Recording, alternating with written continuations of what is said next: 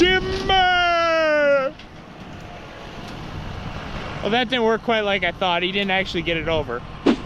Today at the farm, we are changing something that's been on my family's farm place for nearly 20 years. Right now, we're in that prime season of where we're trying to get all of our equipment ready, because in about 50 days, we'll be out here combining, but also it is perfect weather to get some of our yard projects done. So down here by our creek, by our place, we have a bunch of these evergreens that are starting to die. So we're gonna try to start taking some of these out. Unfortunately, the chain's only on one side, so I think the tractor might start tipping, kind of like what happened to me this spring, but we'll see. Oh!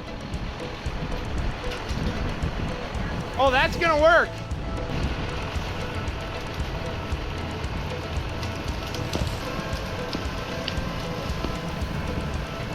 First tree is out. He ended up actually pulling it out rather than lifting it out with the chain. We got to get these down to our burn pile somehow. Not much of a root on the thing though, for sure. To take the trees from our yard here, we still have our mower hooked up to the 6150, and the trees need to go about 400 yards in that direction, where we're gonna have a big pile and probably a burn party this winter. But for us to get through the yard, we got to get the mower up. That way we can sneak the tractor to our other row of trees that we just got started a couple years ago.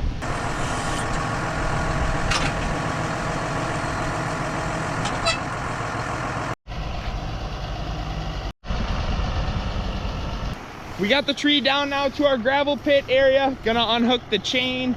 This is where we're gonna hopefully stack up all the trees that we got, and then eventually they'll slowly start to decompose. Maybe need to push them into a hole, burn them. We'll just see as the time progresses. I told you wrong. Dad changed his mind. He wants to push the trees into the hole today. Thinks it'll be easier, and he's not sure if we'll get back here before fall comes around. So he's gonna try pushing the first one in.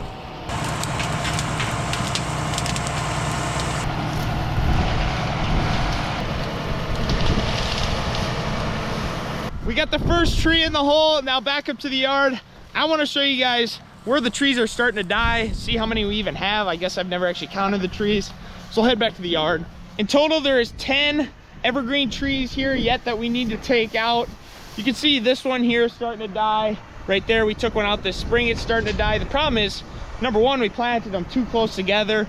Planted them too close to these ash trees. It's too close to this drainage ditch.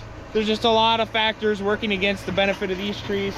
So that's kind of why we're taking them out. Eventually we might add some trees on this side of the creek, but back to taking them out. All things considered, there is not much of a root structure on these trees. There's the one we just pulled out.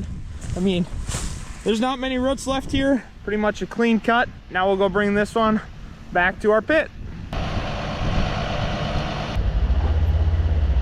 Somehow Dad managed to stand this tree completely straight back up again down here at the gravel pit. I said, let's just leave it. I mean, who the heck cares? But he's gonna try pushing it into the hole, so we'll watch. Here he goes. Naturally, I have to yell, timber! And down he goes.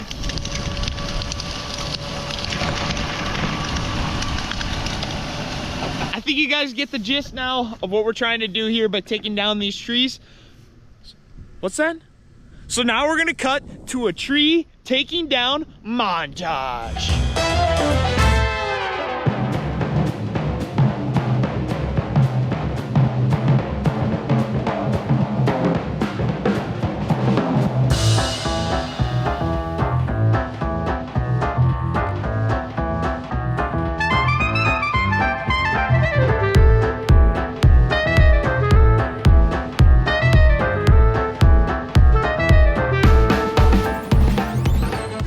It is about 6 hours later now, almost about 7 o'clock at night. The sun's starting to go down.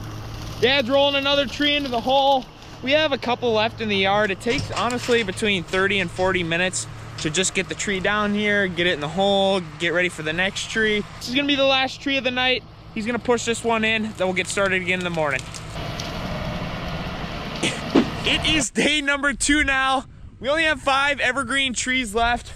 Right now, Dad's got the tractor out. He's starting to level off a little bit of the dirt from the holes of the last trees we took out. That way he doesn't roll another tractor. let's go talk to him and see what the plan is. What's the plan then for these next couple? Well, we're gonna have to see if we can pull it up from these sides. It's too steep right here. Oh, it's too steep to go from the same side we were going? Yeah, we're hitting all these holes right now, and it just gets steeper in that ditch as you go. All right, so bring the tractor on, we can maybe shoot it across the ditch. Like he was saying, it is quite a bit steeper here as we're going down farther and farther, getting these trees. It just slopes more into the ditch. So we're almost at the point where we're gonna have to find a new way to get these trees out because might end up rolling the tractor if we keep going this way. I propose that we come through these trees, hook up a chain, raise it up, drag it out this way. We'll scratch up the tractor a little bit, but it really doesn't matter. So what'd you decide? Well, I could call Russell. I don't know if he's busy today or not, if he'd want to come over here, but... A decision has been made on these final 5 evergreen trees. Because it's too steep, we're not gonna try it anymore with our tractor. The neighbor has an excavator. Unfortunately, he's not able to come over today, which honestly is understandable. So we're gonna call him. He's gonna come over here eventually, help us remove these 5 evergreen trees. Now we gotta go get started on a different project over at the farmyard. Recently, I painted our original 1981 farm shop and repainted it all white and got it looking good. And in that video, somebody mentioned, Matthias, I noticed that there's a couple pieces of tin, one here, one on the back, that have holes in them. Are you gonna fix those? And it got to me. What I did is I went into one of our other sheds where we have some scrap pieces of steel, found one that has the same corrugated pattern that's gonna match this building. Obviously it has some dents, some scrapes, different colors on it. So I'm gonna get this thing cut up. We're gonna patch those holes.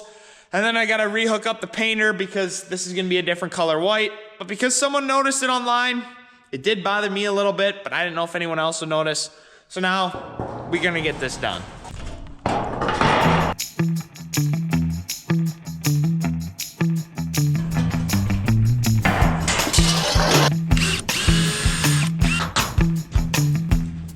So now the little 3-foot section here where the hole was in the tin is cut out of the building. And this job shouldn't have taken very long, but let me show you what I screwed up and what I'm learning. What I realized and knew before is that each manufacturer of buildings, so Morton, Lester, Menards buildings, have different styles of tin. So this is Lester tin here. And here's one of our Morton buildings, and you can see the tin has a lot more of a rib in it, and it's just designed differently. So obviously I knew beforehand, and I had that sheet of tin out there, knowing that I wouldn't be able to use Morton tin on a Lester building. But what I didn't realize is that there is 2 different designs of Lester tin. This one here is a 38-inch sheet. The one on the shed, 32-inch, which you might think might line up. Well, let me show you what the problem I'm having is now. So if I take this piece of 38-inch steel and line it up against the 32, you can see it matches on this first rib, the second rib, third rib, fourth rib. It's off by like 2, 4, 6 inches. So the steel that I already have cut and hope to put in this hole, I can't even use. I'm not sure if we have another piece of tin or not. Unfortunately, I already cut that hole in the building, but if we do, it's gonna be in this shed. So let's go look. Yep, these ones are all different. That's Morton tin. Let's see if we got any others back in here. Those won't work. Any of these work?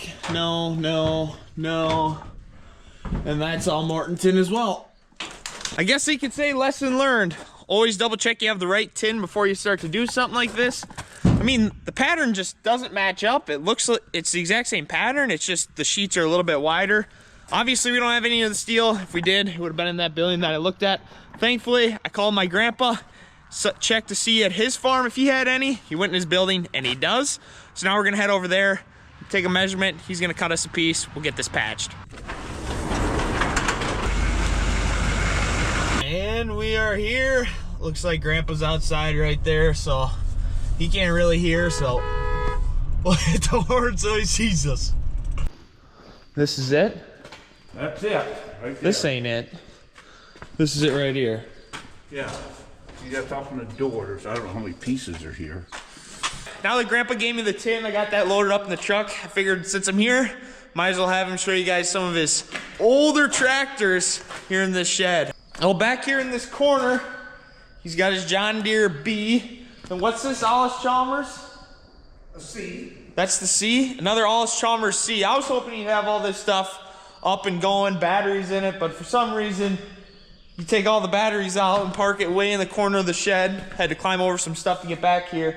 I think this older machinery is cool to see. Was hoping to show you guys it running. Might have to come back another day when he's got all this stuff going in preparation for the fall. You got any other cool stuff you want to show us? Here, I'll show you the other Allis Chalmers over there. All right, we're going to see one more Allis Chalmers. This is the WD? First tractor I bought. First tractor you ever bought? Yeah. How much you pay? How much I pay? Yeah. $750. What year is this thing? 53. 53?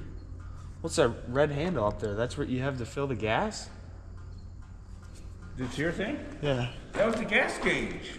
This is a gas gauge? Yeah, but it broke, so I just taped it.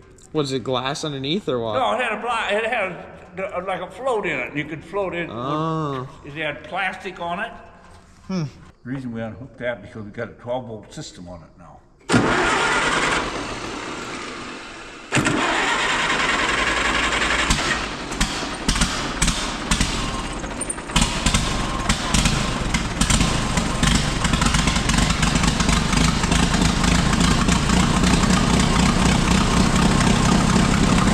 Well, we're just about to leave Grandpa's place. Thanks for the steel. Thanks for the tour. We'll see ya. Be careful. Yep. Now I'll meet you guys back home where we can start putting that tin on there. Now that I have the right piece of tin that we actually need, I just gotta cut a little 3-foot piece off on that, then we'll screw it back on.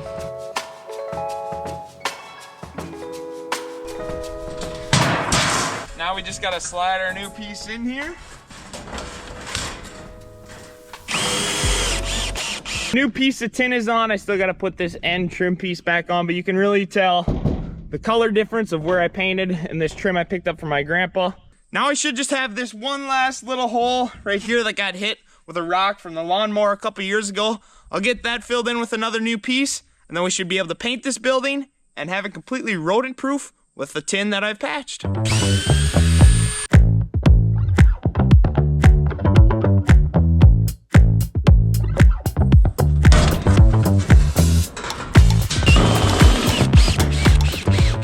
In hindsight, I probably should have patched that hole and that hole in the back side of this building before I painted this shed.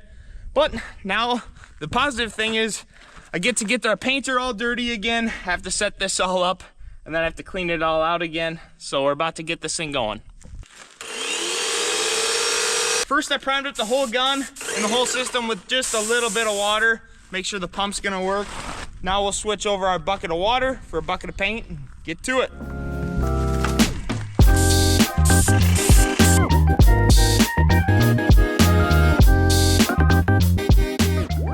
The steel pieces are painted. I gotta admit, that looks a lot better than it did this morning. It was a fair amount of work, but that's kind of the reality of being a perfectionist and trying to farm. Now I'll show you guys what Dad's been working on while I was getting these two patched up. He's over here working on the ripper. Just put on some new digger points. Got all those put on, greased all the bushings on these discs here. In addition to, we had a couple discs here in the back. You can see that one's new. We had a couple that were bent, so he's got this thing all pretty much. You got it all ready to go? Not quite. Now I need to clean this paint sprayer out again for hopefully the last time of the summer. So that's gonna do it for today's video of High Tech Farmer. Thanks so much everybody for watching. We'll see ya in the next one.